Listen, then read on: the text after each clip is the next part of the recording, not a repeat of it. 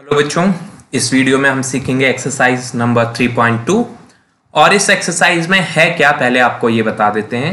इस एक्सरसाइज का मोटिव है आपको सिखाना कि दो लीनियर इक्वेशंस को ग्राफिकली कैसे सॉल्व करते हैं। तो ऑलरेडी एक्सरसाइज नंबर 3.1 में हम सीख चुके हैं कि लीनियर इक्वेशन से लाइंस बनती हैं ग्राफ में। 3 क्वेश्चंस थे, तीनों हमने बड़े अच्छे से सिखाए। इस क्वेश्चन में हम सीखेंगे कि लाइंस ड्रॉ करने के बाद आप उन दोनों लाइंस को सॉल्व कैसे करते हैं, उन दोनों लीनियर इक्वेशंस को सॉल्व कैसे करते हैं, ठीक है, ग्राफिकली। तो चलिए शुरू करते हैं क्वेश्चन नंबर 1 से। क्वेश्चन नंबर 1 के हैं 2 पार्ट्स और क्वेश्चन कहता है form the pair of linear equations. सबसे पहले आपको लीनियर इक्वेशंस बनानी है and find their solution graphically, और फिर उसके सॉल्यूशन ग्राफिकली निकालने। सॉल्यूशन ग्राफिकली निकालने का मतलब x और y की वैल्यू निकालनी है। तो क्वेश्चन नंबर 1 कहता है 10 students of class 10th took part in a mathematics quiz। तो 10 बच्चों ने मैथ्स की एक क्विज में पार्टिसिपेशन किया। If the number of girls is 4 more than the number of boys, लड़कियां लड़कों से संख्या में 4 ज्यादा हैं। Find the number of boys and girls, तो आपके वेरिएबल्स क्या हैं, अननोन क्या हैं, बॉयज कितने हैं और गर्ल्स कितने हैं। तो जो चीज आपको फाइंड आउट करना होता है उन्हीं की वैल्यू एक्स वाई ली जाती है, यानी वही आपकी इक्वेशंस में वेरिएबल्स होते हैं, ठीक है। तो हमने क्या कहा, हमने कहा चलिए मान लेते हैं नंबर ऑफ गर्ल्स हैं एक्स, तो नंबर ऑफ गर्ल्स हैं एक्स और नंबर ऑफ बॉयज हैं वाई, मान लेते हैं ऐसा, ठीक है। अब क्वेश्चन के अनुसार कुल मिला के बच्चे थे 10 जिन्होंने पार्टिसिपेशन किया। इसका मतलब कितनी लड़कियां हैं और कितने लड़के हैं मिलाकर 10 हुए। इसका मतलब x + y 10 हुआ। तो इस तरीके से आपको पहली इक्वेशन मिल जाएगी। समझ में आ गई बात, x + y = 10। क्यों? क्योंकि लड़कियां और लड़के मिलाकर टोटल 10 है। अगली बात जो क्वेश्चन में कही गई थी वो ये कि जो लड़कियां हैं वो लड़कों से 4 ज्यादा है। अब देखिए x है नंबर ऑफ लड़कियां और y है नंबर ऑफ बॉयज, कितने लड़के हैं। तो लड़कियां लड़कों से 4 ज्यादा हैं, तो 4 आपको यहां पर ऐड करना पड़ेगा। कई बच्चों को ये बात समझ नहीं आती, वो कहते हैं सर लड़कियां ज्यादा हैं तो 4 यहां ऐड करो ना। तो आप देखिए 6 2 से 4 ज्यादा है, सही बात। तो 4 कहां ऐड करना चाहिए इनको इक्वल करने के लिए, इधर ही तो ऐड करोगे, सही है कि नहीं है। तो जब आप इधर ऐड करोगे तभी वो बराबर होगा। कंसेप्ट क्लियर हुआ। तो नंबर ऑफ गर्ल्स इक्वल है नंबर ऑफ बॉयज +4 के, और इस y को लेफ्ट में ले जाएंगे तो दूसरी इक्वेशन बन जाएगी x - y = 4। तो अब आप देख रहे हैं कि आपके पास आ गई हैं 2 लीनियर इक्वेशंस, और जैसा हमने पिछली एक्सरसाइज में सीखा अब हम इनसे बनाएंगे ग्राफ्स, और एक बार ग्राफ्स बन गए तो फिर हम उससे सॉल्यूशन भी निकाल लेंगे, ठीक है जी। तो आते हैं ग्राफ्स के ऊपर। तो सबसे पहले x + y = 10 के लिए ग्राफ बना लेते हैं। करना क्या है, सिंपल सा काम, एक वेरिएबल को लेफ्ट में रख लीजिए, x को रख लेते हैं लेफ्ट में और y को भेज देते हैं राइट साइड में। तो x बराबर आ गया 10 - y के। अब हम y की अलग अलग वैल्यू लिखेंगे जिससे x की अलग अलग वैल्यूज मिले। तो यहां पर आप देख रहे हैं x बराबर 10 - y। मैंने पहले y की वैल्यू ली 5, तो x की वैल्यू भी आ जाएगी 5। फिर y की वैल्यू ली 6, तो 10 - 6 4 हो गई x की वैल्यू। फिर मैंने y की वैल्यू ली 4, तो x की वैल्यू आ जाएगी 10 - 4 6। आप कोई भी और वैल्यू ले सकते थे, पर ये याद रखें कि x और y की वैल्यू जो है वो छोटी छोटी आए, ज्यादा बड़ी ना आए।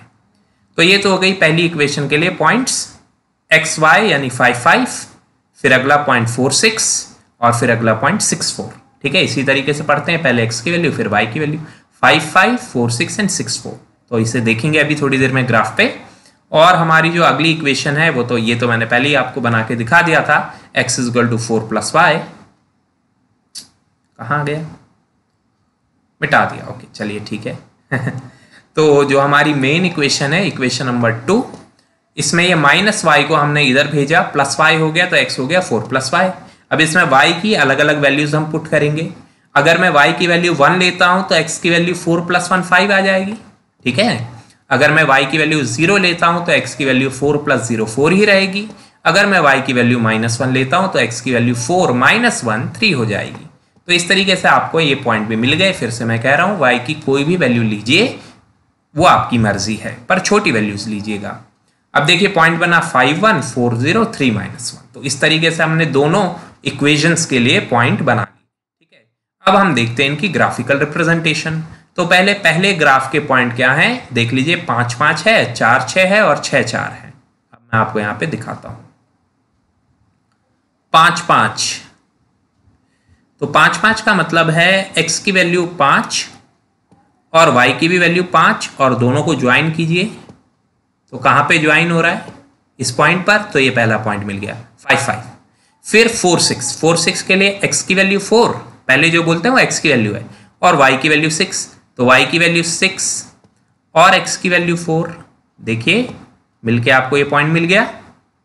इसी तरीके से अगली वैल्यू थी 6 4, 6 x की वैल्यू, यहां से एक परपेंडिकुलर, और 4 y की वैल्यू, यहां से एक परपेंडिकुलर। तो इस तरीके से 3 पॉइंट आपको मिल गए। ये जो लाइंस हैं बड़े ही हल्के आपसे बनाते हैं, ज्यादा डार्क ये दिखनी नहीं चाहिए। तो आपको 3 पॉइंट मिल गए। अब इन 3 पॉइंट्स को स्केल से ज्वाइन कर लीजिए, बस आपकी पहली लाइन तैयार हो जाएगी। समझ गए? तो ये आपकी पहली लाइन है। ऐसे लिख भी लेना चाहिए equation number 1। I hope clear हो गया। अब मैं इसको मिटा देता हूं जिससे मैं आपको अगली लाइन भी समझा सकूं। ठीक है बेटा, अगली लाइन के पॉइंट है 51403-1। 5 1 का मतलब x एक्सिस पे 5 और y एक्सिस पे 1। तो 5 से परपेंडिकुलर और यहां 1 से परपेंडिकुलर। तो आपको पॉइंट मिल गया ये 5 1, करेक्ट, ये पॉइंट मिल गया। अगला पॉइंट है x4y0। x4y0 मतलब y0 का मतलब मैंने पिछले वीडियो में भी बताया था, y0 का मतलब पॉइंट x एक्सिस पर आएगा। लिख लीजिएगा अगर याद नहीं है तो। और x अगर 0 है और y की कोई वैल्यू है तो इसका मतलब वो पॉइंट y एक्सिस पर आएगा। अभी y 0 है तो पॉइंट x एक्सिस पर आएगा, वो भी 4 पर। तो ये आपका अगला पॉइंट हो गया। समझ आ रहा होगा आपको? ठीक है, ये वाला पॉइंट हो गया। ओके, अब आगे आते हैं x3y-1। तो x3 है और y-1 है। तो x3 कहां पर है देखते हैं। x3 है 1 2 3, ये है x3, राइट। और y-1 कहां होगा, नीचे होगा, और इन दोनों का कॉम्बिनेशन। तो ये पॉइंट आपको मिलेगा। तो इस तरीके से आपके पास आपके पास 3 पॉइंट आ गए। और अब उन तीनों पॉइंट्स को आप ज्वाइन कर लीजिए तो आपकी दूसरी लाइन भी बन जाएगी। बात समझ में आई बेटे? अब इस ग्राफ को ध्यान से देखिए बेटा, इसमें पहली लाइन और दूसरी लाइन जिस पॉइंट पर काट रहे हैं उस पॉइंट के लिए x की वैल्यू कितनी है। x की वैल्यू है 7 और y की वैल्यू कितनी है वो भी देख लीजिए। तो ऐसे परपेंडिकुलर डाल के दिखता है, y की वैल्यू है 3। यानी ये जो पॉइंट जहां पर इन दोनों लाइंस ने एक दूसरे को काटा है वो पॉइंट है 7 3। आई होप क्लियर हो गई मेरी बात। वो पॉइंट है 7 3। और बेटे जहां पर ये दोनों लाइन काटती हैं इसी पॉइंट को कहते हैं solution of the given pair of linear equations. ये जो पॉइंट जहां पर दोनों लाइन काटती हैं उसी पॉइंट को कहते हैं solution of the given pair of linear equations. और ये जो आपकी कॉमा से पहले वाली वैल्यू है ये x होती है और कॉमा के बाद वाली वैल्यू y होती है। और इसका मतलब है x 7 है, y 3 है, x थे नंबर ऑफ गर्ल्स, गर्ल्स 7 है और 3 बॉयज। चेक कर लीजिए एक बार, 7 जमा 3 10 बच्चे हुए कि नहीं हुए? हुए। और 7 लड़कियां 3 लड़कों से कितनी ज्यादा होती हैं? 4 ज्यादा होती हैं। तो ये बिल्कुल ठीक है, हमारा आंसर बिल्कुल परफेक्ट आया। समझ गए? आगे बढ़ते हैं अगले क्वेश्चन की तरफ। तो ये मेथड आपने सीख लिया ग्राफिकल सॉल्यूशन का। तो सेकंड पार्ट कहता है 5 pencils and 7 pens together cost ₹50। 5 pencil 7 pen की कीमत है 50 रुपए और 7 पेंसिल और 5 पेन की कीमत है, दोनों साथ में खरीद रहे हैं तो उनकी कीमत है 46 rupees. Done. So find the cost of pencil and pen. So question में क्या चीज हमको नहीं पता है, पेंसिल और पेन की कॉस्ट। तो मैंने आपको क्या सिखाया है, जो चीज नहीं पता वही x और y है। ठीक है, तो पेंसिल की कॉस्ट को हमने कहा x और पेन की कॉस्ट को हमने कहा y। एक पेंसिल x रुपीस की आती है और एक पेन y रुपीस का आता है। एक पेन y का, एक पेंसिल x की। अब आप पांच पेंसिल खरीद के आ रहे हैं, तो आपको कितने रुपए देने पड़ेंगे? क्वेश्चन में था ना 5 पेंसिल खरीद रहे हैं, तो आपको 5x रुपीज देने पड़ेंगे। जैसे मान लिया जाए एक पेंसिल 3 रुपए की है, तो 5 पेंसिल खरीदने की कीमत कितनी हुई? 5 × 3। करेक्ट है कि नहीं है? अगर एक पेंसिल 5 रुपए की है तो 5 पेंसिल की खरीदने की कीमत कितनी हुई? 5 × 5 = 25। अगर एक पेंसिल 10 रुपए की है तो 5 पेंसिल खरीदने की कीमत हुई 5 × 10 = 50। तो प्राइस से क्वांटिटी को मल्टीप्लाई करते। करेक्ट है? अभी प्राइस है एक पेंसिल का x, तो 5x हो गई कीमत 5 पेंसिल की। इसी तरीके से, इसी लॉजिक से 7 पेन खरीदने की कीमत हो गई 7y, और ये टोटल कीमत जो आई वो बराबर आई 50 रुपए के। तो ये क्वेश्चन में दिया हुआ है, हमने क्वेश्चन के अकॉर्डिंग ही इसको लिख लिया और ये आपकी पहली इक्वेशन बन गई। ठीक है जी। अब आते हैं अगली इक्वेशन के ऊपर। तो अगली इक्वेशन में कहते हैं कि 7 पेंसिल, अब देखो 7 पेंसिल तो 7x, और 5 पेन खरीद रहे हैं तो 5y, और ये जो आपकी बार आप पैसे दे के आ रहे हैं वो 46 रुपीज देकर आ रहे हैं। ठीक है जी। अब बताइए पेन और पेंसिल कितने की है? तो पिछले क्वेश्चन से जो हमने सीखा वही इसमें अप्लाई करेंगे। और हमने सीखा क्या? हमने ये सीखा एक इक्वेशन से x की वैल्यू या y की वैल्यू लेफ्ट में रखिए। तो मैंने इसमें 5x को पहले रखा लेफ्ट में, यहाँ लिख के दिखा देते हैं आपको। 5x को हमने रखा लेफ्ट में और 7y को हम भेज देंगे 50 के पास, तो 50 - 7y। ठीक है जी। और अब ये 5 आएगा अपॉन में, तो x हो जाएगा 50 - 7y/5। ऐसे करना है। और अब y की अलग अलग वैल्यूज लेनी है और x की अलग अलग वैल्यू आएंगी। तो थोड़ा y की वैल्यू इतनी सावधानी से लीजिए कि वो डिवाइड हो जाए आसानी से। ठीक बात है? तो जैसे कोई कहता है सर मैं y की वैल्यू 1 ले लूं, तो 50 - 7 43 आएगा बेटा। 43 5 से डिवाइड नहीं होगा। सही बात है? तो ऐसी वैल्यूज लीजिए जिससे कि डिवीजन भी हो जाए। ठीक है। अभी देखिए, अगर मैं y की वैल्यू लेता हूं 5, तो 7 5 = 35। सही बात। और 50 में से माइनस करो 35 तो कितना आएगा? 50 में से 35 माइनस करो तो 15 आएगा। डिवाइडेड बाय 5, तो x की वैल्यू कितनी आएगी? 3 आ जाएगी। तो देखिए y की वैल्यू 5 लेने पर x की वैल्यू 3 आ गई। हो गया ना डिवाइड? ऐसे y की वैल्यू लेनी है थोड़ी समझदारी से। अब यहाँ y की वैल्यू अगर मैं लूँ 0, तो 0 × 7 0, 50 - 0 = 50। Okay, and 50 divide by 5 = 10। तो y0 पर x की वैल्यू 10 आती है। और अगर मैं y की वैल्यू ले लूँ 10, तो 7 10 = 70, 50 - 70 -20, और -20/5 कितना होगा?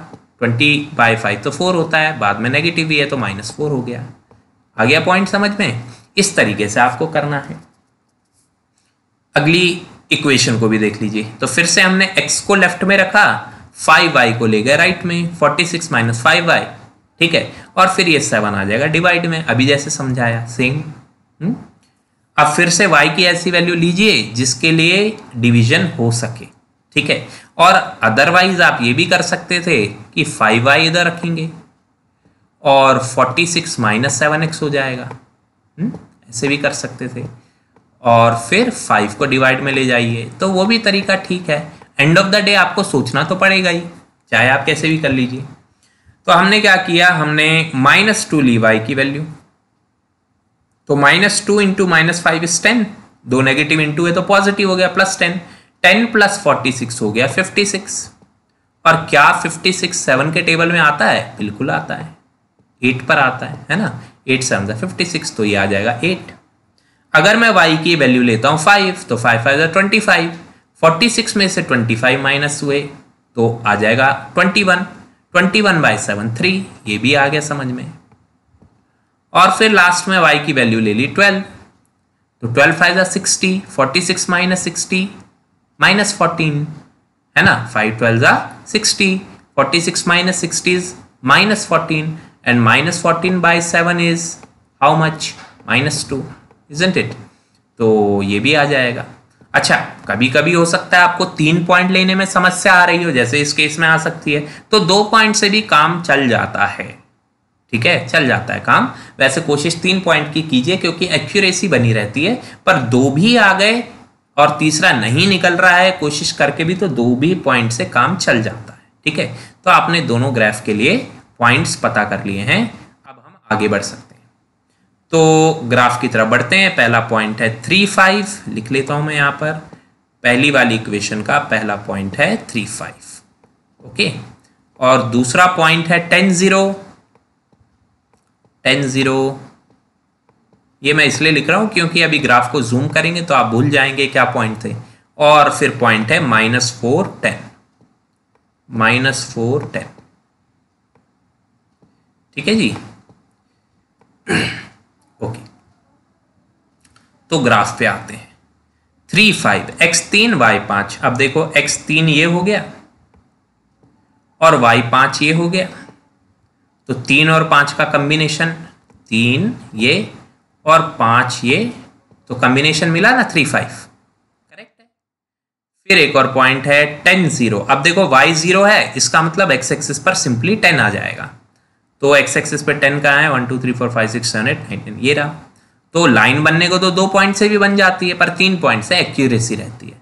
तो अगला पॉइंट है -4, 0, -4, 0, यानी x की वैल्यू -4, ठीक है जी, ये रही।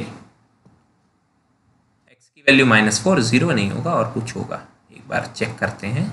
-4, 10, सॉरी 10, -4, 10, तो x की वैल्यू -4 है और y की वैल्यू 10 है, तो 10y की वैल्यू ये रही, ओके। और इनको हमने ज्वाइन कर लिया तो हमको ये पॉइंट मिल गया। अब देखो 3 पॉइंट मिले, एक ये, एक ये, एक ये, ज्वाइन कर लो, ये आपकी पहली लाइन बन जाएगी। बात समझ में आ गई? तो ये हमारी है पहली लाइन, ठीक है जी। अब बात करते हैं, इसको पहले मिटा देते हैं जिससे हमको अगले पॉइंट भी समझ में आए अच्छे से। तो अब हम बात करते हैं अगले पॉइंट्स की, जो है 8 - 2। 8 - 2 का मतलब क्या हुआ? x है 8, 1 2 3 4 5 6 7, ये रहा 8, और y है -2, ये रहा -2। अगर दोनों को आपने मिला दिया तो आपको ये पॉइंट मिल जाएगा 8 - 2, ठीक है। फिर अगला पॉइंट है 3, 5, अगला पॉइंट है 3, 5, तो x है 3, ये रहा x3, और y है 5, और दोनों को अगर हमने मिला दिया तो आपको अगला पॉइंट मिल जाएगा। तो मैं क्या कह रहा था, 2 पॉइंट से भी काम बन जाता है, इसको ज्वाइन करके लाइन बना सकते हैं। पर एक्यूरेसी के लिए अगला पॉइंट हमने लिया है x - 2, y 12। x - 2 के लिए हमको आना पड़ेगा ग्राफ के लेफ्ट साइड में, ये रहा -12, ठीक है, और y 12 है ऊपर, तो y 12 से परपेंडिकुलर ये रहा, और नीचे से -2 से भी परपेंडिकुलर, तो यहीं तो मिलेंगे, तो ये आ गया -2, 12। अब इस तरीके से जो आपके 3 पॉइंट आए हैं, पहला, दूसरा, तीसरा, उनको ज्वाइन कर दीजिए, आपकी दूसरी लाइन भी तैयार हो जाएगी। बात समझ में आई? और अब इसको स्ट्रेट लाइन से मिला लीजिए। तो जब एक बार लाइंस बन जाती हैं तो वो काट कहाँ रही हैं वो देखना है। तो ये काट रही हैं आपकी पॉइंट 3, 5 पर। एक बार मैं आपको दिखा देता हूँ किस प्रकार।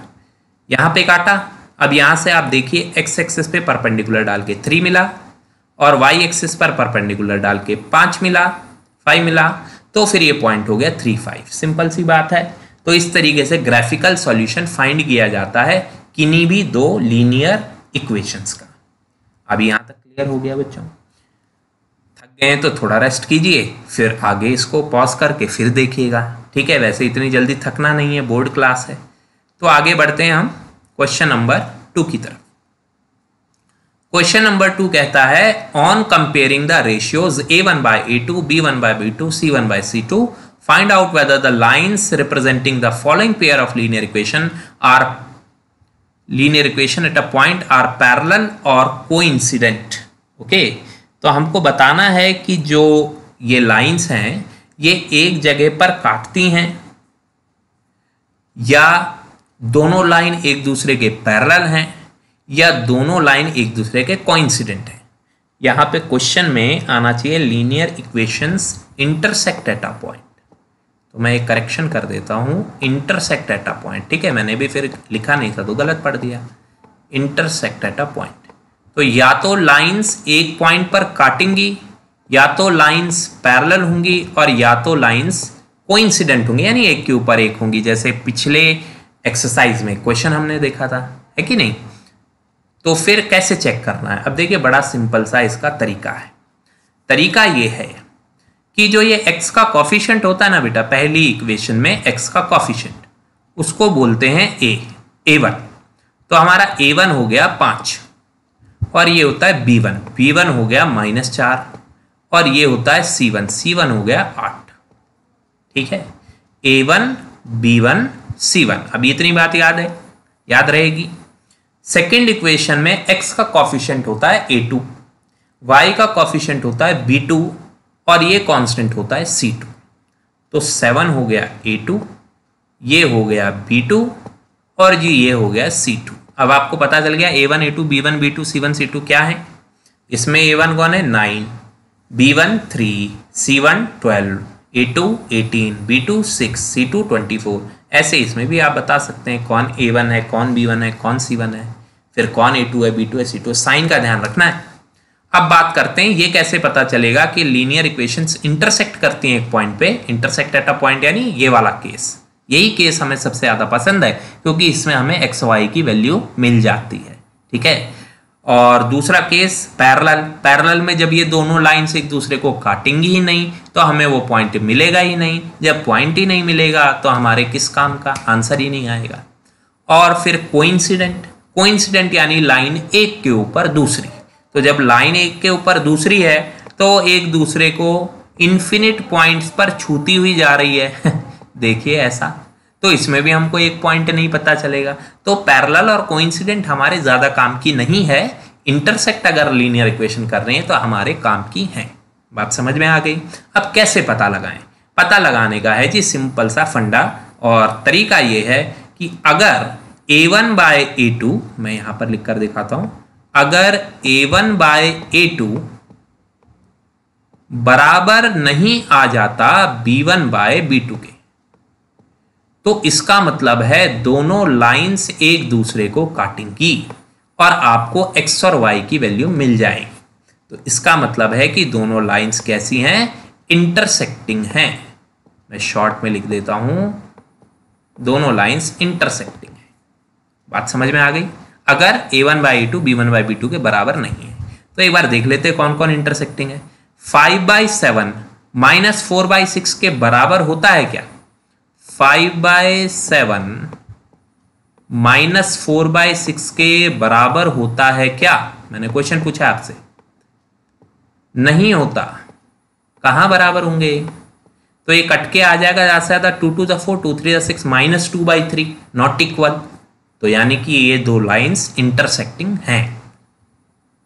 सेकेंड पार्ट को देखिए, 9/18 क्या बराबर होता है 3/6 के? ऐसे ही जल्दीबाजी में मत बोलिए, पहले ऊपर नीचे कैंसलेशन कीजिए फिर बोलिए। तो 9 1 जा 9 और 9 2 जा 18 कट के आया, और इधर क्या आया 3 1 जा 3 3 2 जा 6। तो ये बराबर है, यानी कि ये इंटरसेक्टिंग नहीं है, ये इंटरसेक्ट नहीं करते। तो जब ये इंटरसेक्ट नहीं करते तो या तो ये पैरेलल है या तो ये कोइंसिडेंट है। अभी हम उसकी बात भी कर लेंगे। ठीक है जी। थर्ड पार्ट देख लें जरा पहले, फिर आगे की बात करेंगे। तो थर्ड पार्ट में है 6/2 और -3/-1। क्या ये इक्वल है? जल्दबाजी में नहीं बताना है। अगर आप कह रहे हैं हाँ तो आंसर सही है। 2 3 जा 6 और यहां नेगेटिव से नेगेटिव कटा, ये भी 3, तो ये भी इक्वल है। तो इक्वल हमारे काम का नहीं है, क्योंकि जब इक्वल नहीं होता तभी दोनों लाइन इंटरसेक्टिंग होती हैं और तभी उसमें एक एक्स वाई की वैल्यू मिलेगी। बात समझ में आ गई? ठीक है, तो फिर आगे बढ़ते हैं। तो सर जो दो पार्ट थे वो तो इक्वल थे, उनका क्या करना है? यानी कि a1 बाई a2 अगर b1 बाई b2 के बराबर आ जाए तो उनका क्या करना है, ये है हमारा क्वेश्चन। सही बात है कि नहीं है? तो फिर बेटा इसके बाद होते हैं दो केसेस। पहला केस, या तो c1 बाई c2 भी बराबर आ जाए। अब देखो ये मजे की बात है, पहले दो तो बराबर थे ही, a1 by a2 b1 by b2 तो बराबर था ही, c1 बाई c2 भी बराबर आ जाए। तो अगर ऐसा होता है तो लाइंस होती हैं कोइंसिडेंट यानी एक के ऊपर एक। तो जब लाइन एक के ऊपर एक होती है तो ऐसे केस में आपको इन्फिनिट सॉल्यूशंस मिलते हैं। इन्फिनिट सॉल्यूशन यानी एक एक्स वाई की वैल्यू निकाल पाना संभव नहीं है, बहुत सारी एक्स वाई की वैल्यूज निकलती हैं, ठीक है, कोइंसिडेंट होती है। तो चेक कर लें कौन कौन कोइंसिडेंट है। ये तो हो गया था यूनिक सॉल्यूशन, एक ही सॉल्यूशन पॉसिबल है ना, इंटरसेक्टिंग थी। इसमें देखो पहले दो तो इक्वल आ गए थे, अब 12/24 देखें जरा, ये रह गया ना C1/C2, 12/24, 12/24। एक मिनट इसको थोड़ा सा साफ कर दें पहले। तो 12/24 बेटा सॉल्व करिए, कितना आएगा, 1/2 आएगा क्या? जी हाँ बिल्कुल, 12 1 = 12, 12 2 = 24, 1/2 आ गया। A1/A2 भी 1/2 था, B1/B2 भी 1/2 था, C1/C2 भी 1/2 है। तो सेकंड वाला केस यही हो गया कोइंसिडेंट लाइंस का। बोलो बच्चों समझ आया? इतना टफ तो नहीं है, अगर तीनों चीजें बराबर हैं तो कोइंसिडेंट है, ठीक है। अब बात करते हैं लास्ट केस की, लास्ट केस बच गया।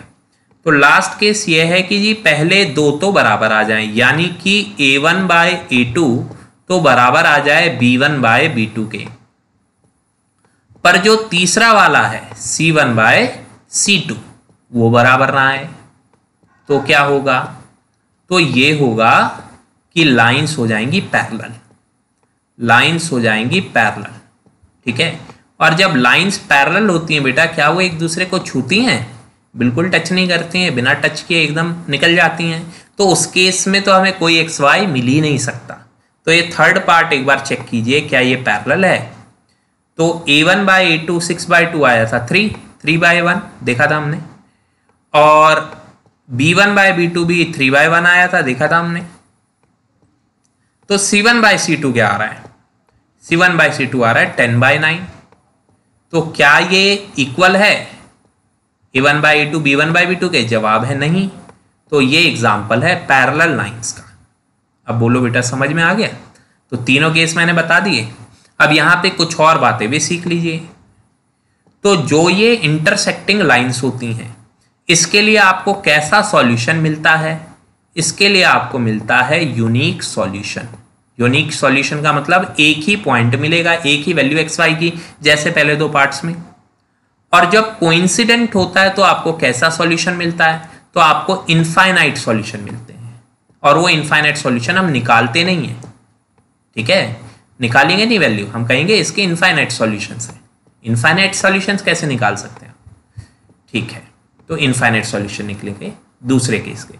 और पैरेलल वाले केस में कोई सॉल्यूशन ही नहीं निकलता है, no solution. Unique solution, infinite solution, no solution.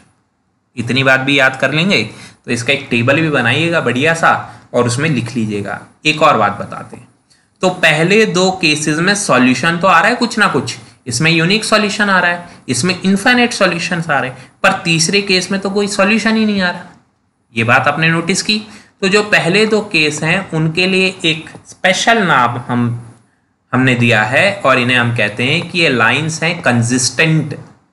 Consistent means इनसे कुछ ना कुछ तो सॉल्यूशन आएगा ही, चाहे यूनिक आए चाहे आए इनफाइनाइट। ये होता है कंसिस्टेंट का मतलब। तो पहले वाला केस होता है कंसिस्टेंट, दूसरे वाला केस भी कंसिस्टेंट ही है, और जो तीसरा केस है जिसमें कि बिल्कुल सॉल्यूशन आते ही नहीं है, पैरेलल लाइन होती हैं, उनको कहा जाता है इनकंसिस्टेंट। क्या कहा जाता है? इनकंसिस्टेंट। नाम याद रखिएगा। तो मैंने एक ही चीज में आपको कितनी सारी चीजें बता दी, देख लीजिए। अब ये याद करना आपका काम है, ठीक है, हो गया जी। अच्छा, अब सेकंड क्वेश्चन तो हमने कर दिया, इसमें कुछ ज़्यादा तो करने को नहीं है, वही सब है जो मैंने करके दिखाया। देखिए फर्स्ट पार्ट में ये नॉट इक्वल थे तो यूनिक सॉल्यूशन हो गया, यानी इंटरसेक्टिंग लाइन हो गई। सेकंड केस में तीनों ही बराबर आ गए थे तो इनफाइनाइट सॉल्यूशन हो गया था, है ना, यानी कि कोइंसिडेंट लाइन। और तीसरे केस में पहले दो बराबर थे, तीसरा बराबर नहीं था, तो फिर वो हो गया पैरेलल लाइंस, यानी कि नो सॉल्यूशन, इनकंसिस्टेंट। क्लियर हुआ? अब बढ़ते हैं क्वेश्चन नंबर 3 की तरफ। तो क्वेश्चन नंबर 3 में कहते हैं on comparing the ratios find out whether the following pair of linear equations are consistent और इनकंसिस्टेंट। लो जी, अभी अभी सिखाया, अभी अभी पूछ लिया, तो कंसिस्टेंट कौन कौन से केस हैं बेटे? जब a1 बाई a2 इक्वल नहीं है b1 बाई b2 के, नोट कर लीजिए फिर से, पिछले क्वेश्चन में भी आ गया। और कौन सा केस कंसिस्टेंट है? जब तीनों के तीनों बराबर होते हैं, a1 by a2, b1 by b2, c1 by c2। तो इनकंसिस्टेंट कब है? इनकंसिस्टेंट तब है जब पहले दो तो बराबर हों पर तीसरा बराबर ना हो। ठीक है, तो मैंने एक बार आपकी मेमोरी फ्रेश कर दी। अब यहां पर चेक करते हैं। फर्स्ट पार्ट में a1 बाई a2 हो गया 3/2, b1 बाई b2 हो गया -2/3। क्या ये इक्वल है बेटे? नहीं है ना इक्वल, ये इक्वल नहीं है। तो इसका मतलब ये कंसिस्टेंट है, ये यूनिक सॉल्यूशन है, लाइंस इंटरसेक्टिंग है। देखो सारी बातें एक बात में बता दी। अगला देखिए, a1 बाई a2 2/4, कटने के बाद आएगा 1/2, सही बात। b1 बाई b2 -3/-6, कटने के बाद आएगा फिर से 1/2, ठीक है जी ये भी। और c1 बाई c2 8/9, कोई प्रॉब्लम नहीं है, ये कटेगा ही नहीं। तो a1 by a2 b1 by b2 के बराबर है पर c1 बाई c2 के बराबर नहीं है। क्या होता है ऐसे में? लाइंस होती हैं पैरेलल, पहली बात, और सॉल्यूशन होता है इन्फिनिट, और कहलाता है ये इनकंसिस्टेंट। फिर से बार बार मैं दोहरा रहा हूँ, इनकंसिस्टेंट में बाद वाला इक्वल नहीं होता, पहले वाला इक्वल होता है। तो ये हो गया इनकंसिस्टेंट। थर्ड पार्ट देखते हैं, इस बार थोड़ा ट्रिकी है। तो यहां पर है 3/2 डिवाइड बाय 9, कर दिया जी 3/2 डिवाइड बाय 9। अब ये 9 जाता कहां पर है? ऐसे 3 वाला आ गया ना, कहां जाएगा? ये जाता है यहां पर, तो ये हो जाएगा 3/18, 3/18। और अब 3 से 18 को काटिए, 3 1 जा 3, 3 6 जा 18, तो आ गया 1/6। इसी तरीके से b1 बाई b2 कर रहे हैं, तो b1 बाई b2 कितना होगा? 5/3 बाई -10। और ये जो सबसे नीचे वाला होता है ये जाता कहां पर है? यहां पर, ठीक है। तो -10 3 में मल्टीप्लाई, तो -10 3 जा -30, और फिर कैंसिल कीजिए, 5 के टेबल में 30 आता है, 5 6 जा 30, तो -1/6, करेक्ट। और ये c1 बाई c2 तो सिंपल है, 7/14, तो वो हो गया 1/2, ये भी करेक्ट। क्या पहले दो इक्वल हैं? पहले दो इक्वल नहीं है, तो ये यूनिक सॉल्यूशन हो गया, लाइंस इंटरसेक्टिंग है और कंसिस्टेंट है। फिर से दोहरा देते हैं, a1 बाई a2 जब b1 बाई b2 के बराबर नहीं है तो कंसिस्टेंट है। a1 by a2, b1 by b2, c1 by c2 तीनों बराबर हैं तो भी कंसिस्टेंट है। इनकंसिस्टेंट तब है जब पहले दो बराबर हैं पर तीसरा वाला बराबर नहीं है। बार बार रिपीट कर रहे हैं आपके लिए, ठीक है। आगे बढ़ते हैं। तो a1 बाई a2 हो गया 5/-10, b1 बाई b2 हो गया -3/6, और c1 बाई c2 हो गया 11/-22। अब देखिए 5 2 जा 10, -½ आ गया, 3 2 जा 6, -½ आ गया, 11 2 जा 22, -½ आ गया। तीनों ही -½ है, तीनों ही बराबर हैं, तीनों बराबर यानी कंसिस्टेंट, कोइंसिडेंट लाइंस, एक के ऊपर एक वाली, और इनफाइनाइट सॉल्यूशंस। क्लियर हो गई बेटा बात? आगे बढ़ते हैं, एक और पार्ट। तो a1 बाई a2 यानी 4/3/2, 4/3/2, तो ये 2 कहाँ जाएगा? यहाँ पर, तो हो जाएगा 4/6, कटने के बाद 2/3। बोलो बात समझ में आई? इसी तरीके से b1 बाई b2 2/3, सिंपल है ये तो, बराबर आ गया। और c1 by c2, c1 by c2 है 8/12, 8/12 भी कटेगा, 4 2 जा 8, 4 3 जा 12। फिर से सब कुछ इक्वल आ रहा है, a1 by a2, b1 by b2, c1 by c2। जब सब कुछ इक्वल आ रहा है तो ये फिर से कोइंसिडेंट लाइंस यानी कंसिस्टेंट हो गया, इनफाइनाइट सॉल्यूशंस। तो ये आपको मेमोराइज करके चलना है, ठीक है जी बेटे। आगे बढ़ते हैं क्वेश्चन नंबर 4 की तरफ।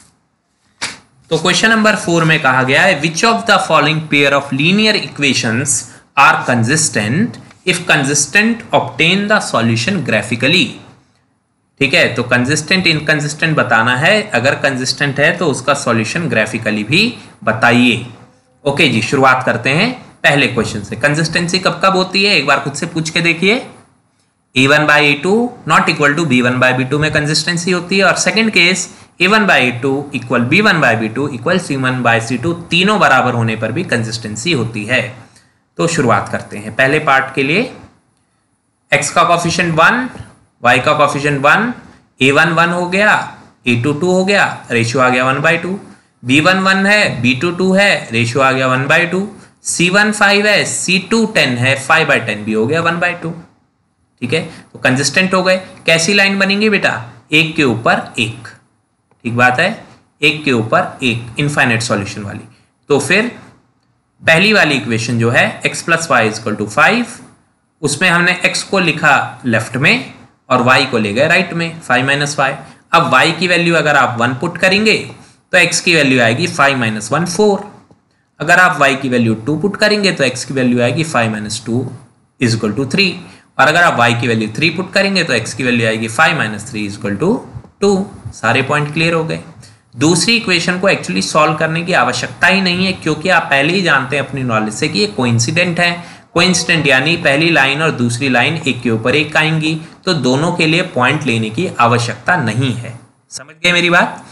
ठीक है, तो आप बस ये लिख दीजिएगा, since the pair of lines is coincident therefore by solving first line only, first equation और फर्स्ट लाइन ओनली। तो मैं ये पॉइंट्स यहां पर दिखा रहा हूं आपको। पहला पॉइंट है 4 1 x4 y1, तो x4 ये रहा और y1 ये रहा, दोनों के मिलने से ये पॉइंट बन जाएगा। ये रहा आपका पहला पॉइंट। ठीक है, फिर अगला पॉइंट है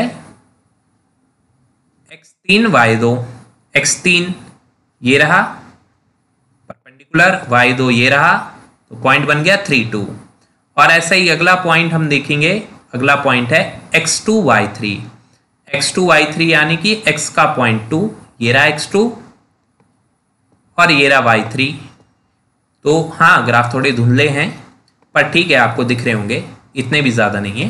3 पॉइंट है, उनको ज्वाइन कीजिए, आपकी लाइन बन गई बेटे। दोनों लाइन एक ही से बन जाएगी।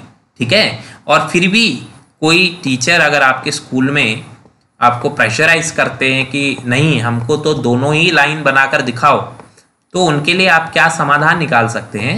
होता है कई लोग स्टबन होते हैं, है ना, टीचर्स तो नहीं होते हैं आमतौर पे पर कोई कोई हो भी जाते हैं स्टबन कि नहीं हमको तो निकालना ही है। तो 2 कॉमन लेते हैं दोनों में से और यहाँ पर रह गया x + y। ठीक है, और इक्वल टू 10। तो इस 2 को ले जाइए अपॉन में, x + y हो जाएगा 5। घूम फिर के आप पहुंच गए यहीं पर और बोलिए सर इसको तो निकाल ही दिया है, दोबारा लिखना है दोबारा लिख दीजिए, है ना। टीचर्स कुछ भी बोलते हैं तो आपको सिखाने के लिए ही बोलते हैं, पर कभी कभी उनके टेक्निक्स थोड़े ज़्यादा ही ओल्ड हो जाते हैं, तो फिर वहाँ पे थोड़ा सा प्रॉब्लम क्रिएट हो जाता है। पर कोई बात नहीं, तरीके सारे ही सही हैं। आगे बढ़ते हैं सेकेंड पार्ट। तो जी पहली इक्वेशन, दूसरी इक्वेशन, कॉफिशिएंट है 1, यहाँ पर भी कॉफिशिएंट है 1, तो रेशियो आ गया 1/3। ठीक है, मैं ज़्यादा क्या एक्सप्लेन करें बार बार, a1 ये है, a2 ये है, 1/3, b1/b2 भी आ गया 1/3, c1/c2 आया 8/16 जो होता है 1/2।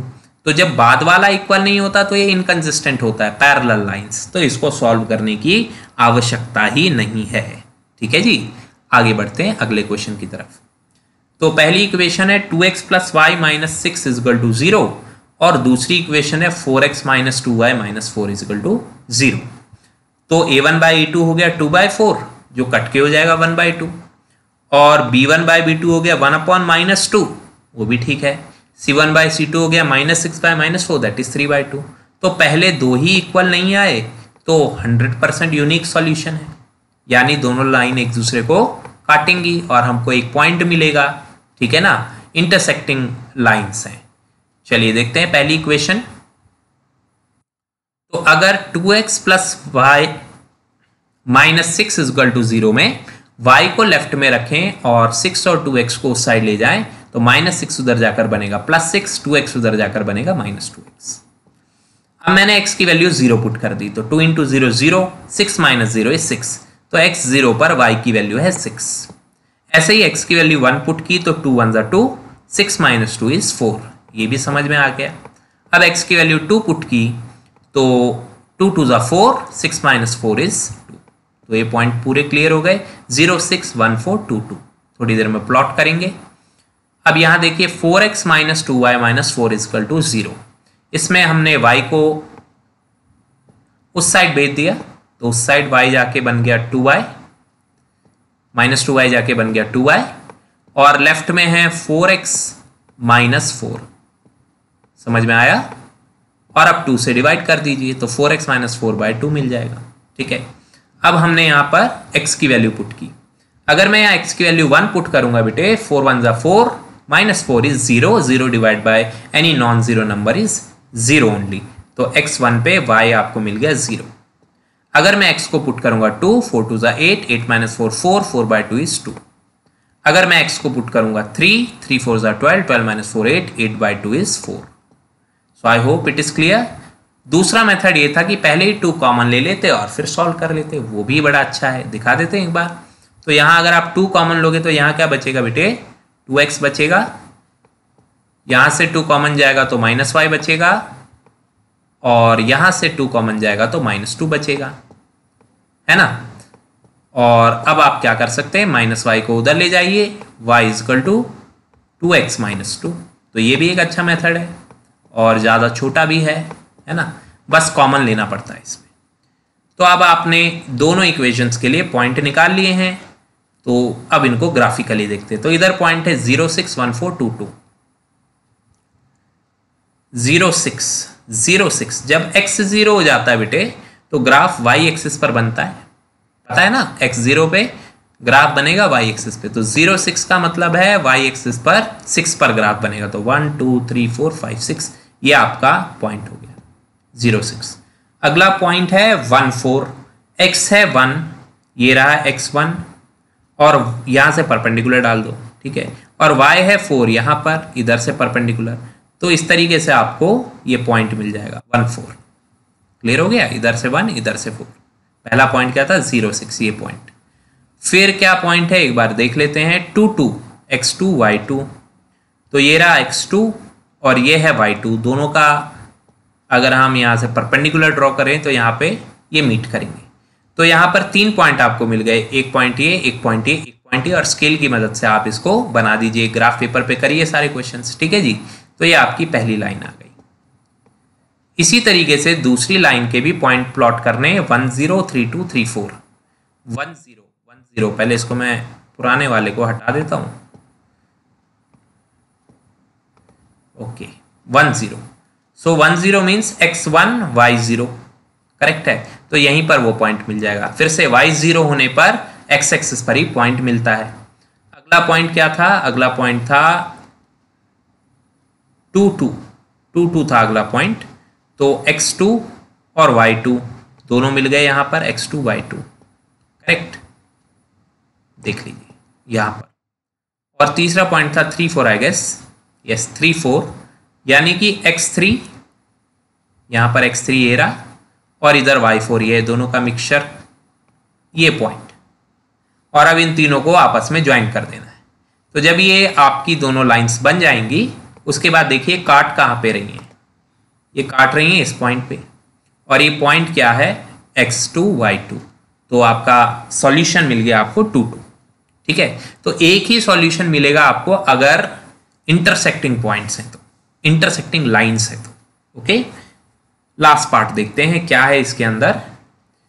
तो जी ये रही आपकी पहली इक्वेशन, ये है दूसरी इक्वेशन, और हमने किया 2/4, तो 2/4 से आया 1/2, ठीक है। दूसरा -2/-4, नेगेटिव से नेगेटिव कटा और 2/4 कट के फिर से आया 1/2, और यहाँ -2/-5 जो कि बना 2/5, तो a1/a2 b1/b2 तो सेम है, ये कटता नहीं है, ये सेम नहीं है, तो ये जब लास्ट वाला सेम नहीं होता तो इनकंसिस्टेंट होता है, पैरेलल लाइंस होती हैं, और काफ़ी बच्चे बहुत खुश हो जाते हैं जब ऐसा होता है, क्योंकि उन्हें सॉल्व नहीं करना पड़ता, ठीक है। तो ठीक है, अच्छी बात है, आपको नॉलेज भी होनी चाहिए और आपको क्वेश्चन करने भी आने चाहिए। तो अगर थोड़ा थक गए हैं तो ब्रेक लीजिए, ठीक है, और थोड़ी देर के बाद फिर क्वेश्चन नंबर 5 6 7 को देखिए, और नहीं थके हैं तो कंटिन्यू देखते जाइए। क्वेश्चन क्या है, half the perimeter of a rectangular garden, rectangular garden के पेरीमीटर का आधा, ठीक है, whose length is 4 metre more than width, length width से 4 मीटर ज्यादा है इज 36 मीटर। ओके, क्या है 36 मीटर? पेरीमीटर का आधा। फिर से बोलते हैं, एक ऐसा रेक्टेंगल जिसकी लेंथ उसकी विड्थ से 4 मीटर ज्यादा है, उस रेक्टेंगल के पेरीमीटर का हाफ 36 मीटर है। ठीक है जी। तो बताइए ऐसे गार्डन के डायमेंशंस क्या है? तो रेक्टेंगुलर गार्डन है, उसकी जो विड्थ है उसको हमने मान लिया जी x, विड्थ को मान लिया x और लेंथ को मान लिया y। ठीक है, अब क्या कहा है इसमें, एक बार फिर रिपीट करते हैं। Length is 4 metre more than width, तो लेंथ y है, y is 4 more than x, y is 4 more than x, तो 4 कहां जोड़ेंगे? अगर आपने कहा यहां तो बिल्कुल करेक्ट। ये एग्जाम्पल हम पहले भी दे चुके हैं आपको, है ना, कि लड़कियां लड़कों से 4 ज्यादा हैं तो 4 लड़कों की तरफ जोड़ा गया था। ऐसे ही लेंथ विड्थ से 4 ज्यादा है तो 4 इस साइड जोड़ा जाएगा। ठीक है ना, तो y is equal to x plus 4। अब x को लेफ्ट में लाएंगे तो क्या बनेगा? y minus x is equal to 4।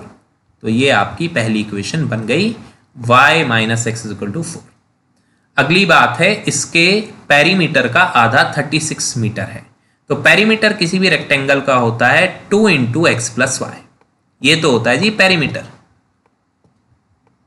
यही होता है ना। अब कहता है इसका आधा यानी इसको 2 से डिवाइड करो, तो ये 2 से 2 कट जाएगा। तो पेरीमीटर का आधा होता है x प्लस वाई, और पेरीमीटर का आधा बराबर है 36 के, तो y प्लस एक्स या x प्लस वाई बराबर है 36 के। तो 2 इक्वेशन बन गई बेटे आपके पास। अब आप इसको सॉल्व करके अपनी x और y की वैल्यूज निकालेंगे। ग्राफिकली करना है इसे भी, फिर एल्जेब्रिक मेथड भी सीखेंगे पर वो बाद का काम है, अभी सब कुछ काम ग्राफिकल है। ठीक है, तो फिर हम चलिए इनकी ग्राफ्स बनाने के लिए प्लॉट करते हैं पॉइंट्स को। तो पहला हमने इक्वेशन लिया y is equal to x plus 4। Okay, minus x जो था उसको उधर भेज दिया, y is equal to x plus 4। तो अगर आप x को 0 लेंगे तो y 4 आएगा, करेक्ट है। अगर आप x को कुछ भी ले सकते हैं, बाय द वे इसमें फर्क नहीं है, 2 3 4 कुछ भी ले सकते हैं। x को अगर 8 लेंगे तो y कितना आएगा? 8 प्लस 4 12। और अगर आप x को 12 लेंगे तो y 16 आएगा। ठीक है, अब चलते हैं दूसरी इक्वेशन की तरफ। दूसरी इक्वेशन है y plus x is equal to 36। Okay, तो आप x को ले जाइए उस साइड, तो y इज इक्वल टू हो जाएगा 36 माइनस एक्स, 36 माइनस एक्स। अब जब आप x को लेंगे 0 तो y आएगा 36। सपोज कीजिए अगर आप x को 36 ले लेते तो y कितना आएगा? 0। ये भी ठीक है, ले ही लिया हमने।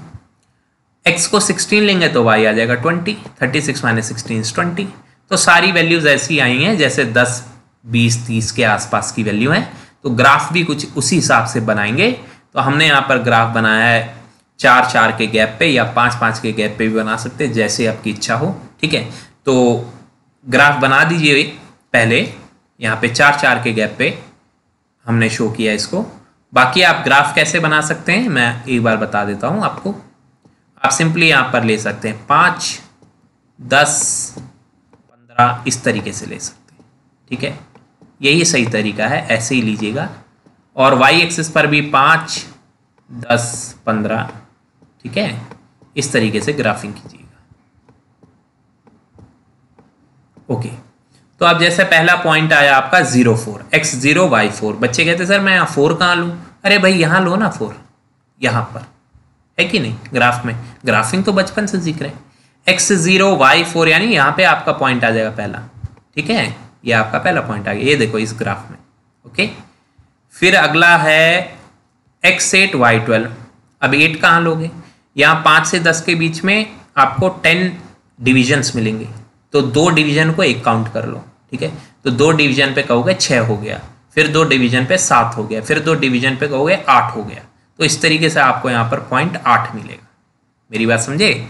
और y कितना है जी? y है 12, तो 10 तक तो आप पहुंच ही रखे हो। 2 डिवीजन 2 लाइन पे आप कहेंगे 11 हो गया, फिर अगली 2 लाइन पे आप कहेंगे 12 हो गया। और फिर इस 8 को और 1 मिनट, हाँ, इस 8 को ये थोड़ा सा पेंसिल गड़बड़ करता है। तो इस 8 को और ये 12 को ज्वाइन करने से आपको दूसरा पॉइंट मिलेगा जो आपको यहाँ पे दिख रहा होगा। ठीक है, इसी तरीके से आप 12 16 भी कर सकते हैं। 12 यहाँ पर कैसे, 10 के बाद 2 डिवीजन को 1 काउंट करेंगे 11, 2 डिवीजन को 1 काउंट करेंगे 12, और यहाँ 15 के बाद 2 डिवीजन को 1 काउंट करेंगे 16। डिवीजन समझते हो ना, ग्राफ देखा होगा आप लोगों ने, इतना भी कोई नहीं होगा गया गुजरा कि उसको ग्राफ ही उसने कभी नहीं देखा है। ठीक है, तो ग्राफ पेपर लेकर बैठिए और इन पॉइंट्स को प्लॉट कीजिए, और ये पॉइंट्स काटेंगे पॉइंट 16 20 पर। ठीक है, तो पहले ही बहुत सारे क्वेश्चन इस टाइप के देख लिए, ये बोरियत पैदा करती हैं ऐसी चीज़ें अगर बार बार इनको रिपीट किया जाए तो। ठीक है, तो बेटे ग्राफ बनाइए, और कोई प्रॉब्लम आती है तो फिर पूछिए।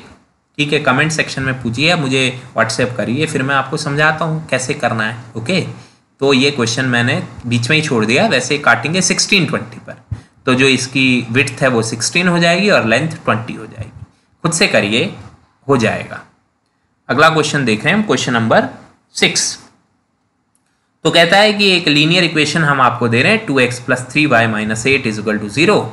आप एक लीनियर इक्वेशन लिखकर दिखाइए 2 वेरिएबल्स में इस प्रकार की वो इसको इंटरसेक्ट कर ले। अब भाई बड़ा इंटरेस्टिंग क्वेश्चन है, मुझे ये क्वेश्चन बड़ा अच्छा लगता है। इसमें मेहनत कम है पर दिमाग तो चलता है इसमें। तो 2x + 3y - 8 = 0, एक ऐसी लाइन की इक्वेशन लिख के दिखाओ जो इसे इंटरसेक्ट करती हो। भाई इंटरसेक्टिंग लाइन की खासियत क्या होती है, a1/a2 बराबर ना हो b1/b2 के। तो ऐसा यहाँ पे नंबर ले लो, मान लिया जाए मैंने ले लिया 5, ठीक है, और यहाँ पे मैंने नंबर ले लिया 7, तो 5x + 7y। अब मुझे बताओ कितना मुश्किल काम था ये, और यहाँ पे तो कुछ भी ले लो, कुछ भी 2 ले लेते हैं मान लिया जाए। अब मुझे एक बात बताओ, 2/5 क्या 3/7 के इक्वल होता है? कतई नहीं होता, बिल्कुल नहीं होता। तो चाहे तो आप कैलकुलेटर में देख लो, वैसे तो कॉमन सेंस है 2/5 कहाँ है 3/7 के। 2/5 बराबर होगा तो 4/10 के बराबर होगा, या 15 कह रहा हूँ 10/25 के बराबर होगा। 5 to the 10 5 to the 10, यानी 2/5 का मल्टीपल होगा कोई। सही है कि नहीं? 3/7 तो हो नहीं सकता। तो ये हो गया जी इंटरसेक्टिंग। अब पैरेलल का केस कह रहा है, पैरेलल बनाकर दिखाओ। तो पैरेलल वो होता है जिसमें पहले 2 तो इक्वल हो पर तीसरा इक्वल ना हो। तो यहाँ 2/5 है ना, अच्छा, तो मैं क्या करता हूँ 2/5 यहाँ पर है, मैं इसका कोई मल्टीपल बना देता हूँ, कोई भी मल्टीपल, यानी किसी से भी मल्टीप्लाई करो। मान ले जाए 4 से कर दो तो 4 2 8 और 5 4 20, ये हो गए जी। अब देखो 2/5 जो है वो तो 2/5 है ही, और 8/20 को आप सॉल्व करके देखो, 8/20 को आप सॉल्व करके देखो, तो 4 2 8 और 4 5 20, आ गया 2/5। आना ही था क्योंकि मैंने इसमें 4 इंटू किया, इसमें 4 इंटू किया, ये बना दिया। अब जब इसका रेशियो होगा तो 4 कट के तो 2/5 ही आएगा, तो ये तो इक्वल हो गए। पर ये तो इक्वल नहीं हुए ना, 8/2 4 आया, तो पहले 2 इक्वल है पर ये इक्वल नहीं है, तो हो गया पैरेलल। क्लियर हो रही है बात? अब कहते हैं कि कोइंसिडेंट बना के दिखाओ। कोइंसिडेंट वो होता है जिसमें तीनों इक्वल होते हैं, ठीक है। तो कोइंसिडेंट कैसे बनेगा? कोइंसिडेंट बनेगा ऐसे कि ये जो तीसरा वाला भी है वो भी मल्टीपल लो इनका। जैसे ये क्या 4 से इंटू करके आया था ना, ये 3 से इंटू करके कर दो, 2 3 6 5 3 15। अब आप रेशियो निकाल के देखो, 2/5 8/20 और -6/15, सबसे 2/5 ही आएगा। तो ये तरीका होता है इंटरसेक्टिंग, पैरेलल और कोइंसिडेंट बनाने का। ठीक है जी, आ गया समझ में? ठीक है, लास्ट क्वेश्चन कर रहे हैं, ध्यान से देखना, आलस मत करना। इतनी राम कथा जो है वो पढ़ने की आवश्यकता नहीं है ना, जस्ट वो जो आपको जिस्ट बता दिया उससे आप कर सकते हैं कोई भी क्वेश्चन। इतनी लंबी कहानियां पढ़ने की आवश्यकता नहीं। अब क्वेश्चन नंबर 7वां क्वेश्चन कहता है जी इनका ग्राफ ड्रॉ कीजिए, और फिर जब ग्राफ ड्रॉ हो जाए तो कोऑर्डिनेट ऑफ द वर्टिसेस बताइए of a triangle formed by these lines and the x axis and shade the triangular region, उस रीजन को शेड भी कीजिए। तो एक बार रफली यहीं बना देते हैं, ये x हो गया, ये y हो गया, ये x हो गया, ठीक है। देखते हैं बनाकर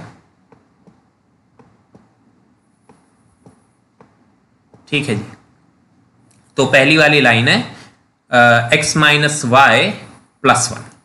तो हमने क्या किया है, माइनस वाई को उधर भेज दिया तो प्लस वाई बना दिया, 1 को उधर भेजा तो माइनस 1। अब जब आपने y की वैल्यू 1 पुट की, y की वैल्यू यहाँ पे 1 पुट की, तो x की वैल्यू आ गई 1 माइनस 1 0, तो ये करेक्ट है। y की वैल्यू 2 पुट की तो x की वैल्यू आ गई 1, ये भी करेक्ट है। और y की वैल्यू 3 पुट की तो x की वैल्यू 2 आ जाएगी, 3 माइनस 1 2। अब इसमें तो कोई इतना बड़ा ज्ञान चाहिए नहीं हमें। फिर ये पॉइंट प्लॉट करने हैं, ठीक है। तो पहले मैं इस ग्राफ को थोड़ा सा प्रिपेयर कर देता हूँ, फिर इस पर प्लॉटिंग करेंगे। तो ये हो गया 1, ये हो गया 2, ये हो गया 3, ये हो गया 4, ये हो गया 5, ये हो गया 6। ये ऐसे तुम अपनी कॉपी में मत करना, कॉपी में ग्राफ पेपर पे करना। और ऐसे ही यहाँ पर y एक्सिस, ठीक है। तो अभी रफली समझाने के लिए बना रहे हैं। पहला पॉइंट है x0 y1, x0 y1 यानी जब भी x0 हो तो पॉइंट y एक्सिस पर ही होता है, तो ये पॉइंट हो गया। इसको थोड़ा मोटा सा बनाऊंगा मैं, वैसे पॉइंट कभी भी इतने मोटे नहीं बनाते, ठीक है। अगला पॉइंट है x1 y2, x ये रहा 1 और y2 ये रहा, तो ये आपका दूसरा पॉइंट मिल गया। लाइन बनाने के लिए तो यही काफ़ी है, पर एक और ले लेते हैं x2 y3, x2 और y3, तो यहाँ कहीं पर आपका पॉइंट आ जाएगा। और फिर अब आप इससे एक लाइन बना सकते हैं, ठीक है जी। अभी तो ये लाइन जैसी आपको दिख नहीं रही होगी क्योंकि मेरा हाथ थोड़ा स्मूथ नहीं चलता है इस पर, ठीक है। तो ये पहली लाइन आपकी बन जाएगी। और अगर आपको बहुत ही सुंदर ग्राफ चाहिए तो ये बना हुआ है, ठीक है। अब दूसरा वाला देखते हैं, 3x प्लस 2y माइनस 12। तो 3x को यहीं रखिए, माइनस 12 को उधर ले जाइए, प्लस 12 हो जाएगा, 2y को उधर ले जाइए, माइनस 2y हो जाएगा, और फिर ये 3x का 3 आ जाएगा अपॉन में। समझ आया कि नहीं, करके दिखा देते हैं। 3x को लेफ्ट में रहने दो, माइनस 12 को राइट में ले गए तो प्लस 12 हो जाएगा, और 2y को भी राइट में ले गए तो माइनस 2y हो जाएगा, और अब 3 को अपॉन में ले जाना, बस आपका काम बन जाएगा। जो आपको यहाँ पर चाहिए था वो मिलेगा, माइनस 2y, ओके। और अब आपने जब y की वैल्यू इसमें 0 पुट की तो x आएगा 12/3 4। y की वैल्यू आपने 3 पुट की तो यहाँ आएगा 3 2 6, 12 माइनस 6 is 6, 6/3 is 2। समझ आया। और y की वैल्यू आपने 6 अगर पुट कर दी तो 6 2 12, 12 माइनस 12 0, x की वैल्यू 0/3 वो 0। तो अब इस पॉइंट को प्लॉट करेंगे, x4 है y0 है, तो 1 2 3 4 ये मिल गया आपको पॉइंट, ये वाला। फिर x2 है y3 है, x2 है y3 है, यहाँ कहीं पर आपको दूसरा पॉइंट मिल जाएगा। और x0 है y6 है, जब x0 हो तो y एक्सिस पर बनता है, तो y6 1 2 3 4 5 6, और ये आपका कुछ ये आपका लाइन बन जाएगी जो आपको यहाँ पे दिख रही है, ठीक है ना।